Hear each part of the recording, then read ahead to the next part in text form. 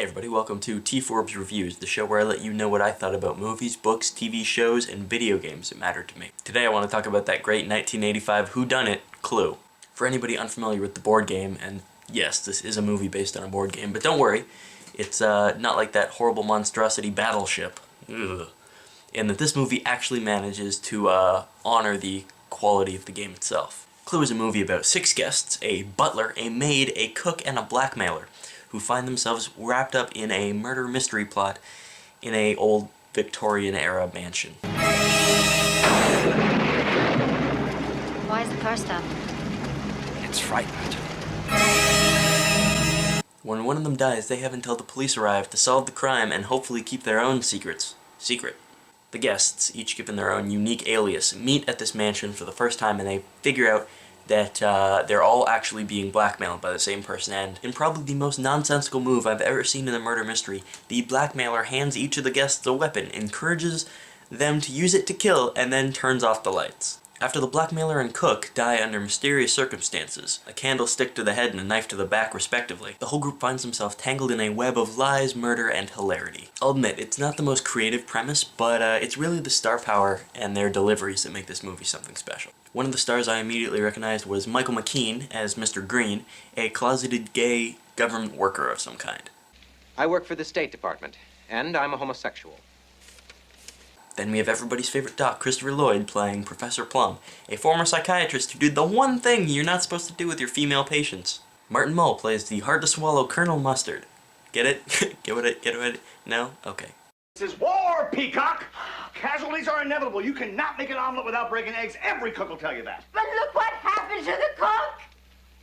Then we have Mrs. White, the Black Widow with the horrible habit of marrying men destined to die, like her first husband, the illusionist that made himself disappear and then never reappeared, but then again...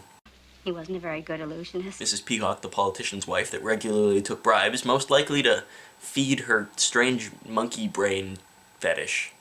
Is that what we ate? Then there's Miss Scarlet, who's just a whore. That's really all we get. I run a specialized hotel and a telephone service which provide gentlemen with the company of a young lady for a short while.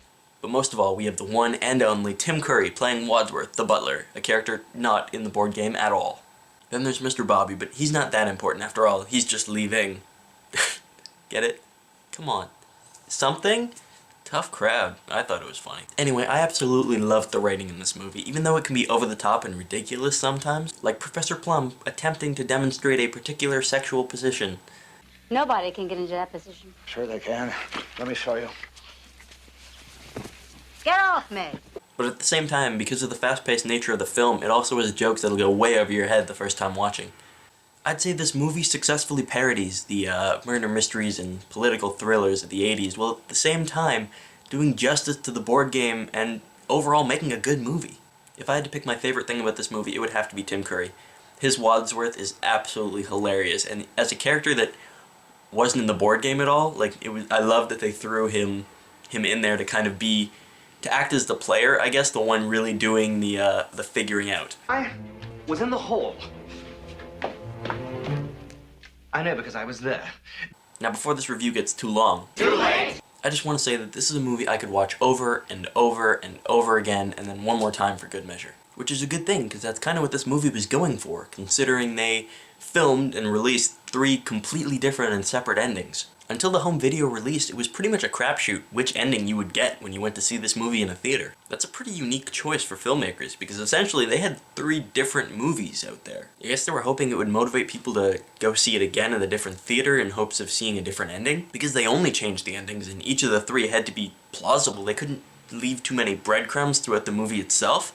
Otherwise, it wouldn't make sense necessarily unless you got the correct ending. Which means it didn't really matter who the killer was. It could have been any of them, which I guess is kind of like the game, but still. Unfortunately, all it did do was confuse the audience and lead to it underperforming in the box office. Either way, I have to say this is my favorite movie adaptation of a game, and if you haven't seen it, it's on Netflix right now. Check it out, or find another way to see it. But yeah, I would recommend it really high. If you like murder mystery, but you don't like it taking itself too seriously, it's just great. Anyway, thanks for watching. Like, comment, subscribe if you want to see more, and I'll see you guys next time.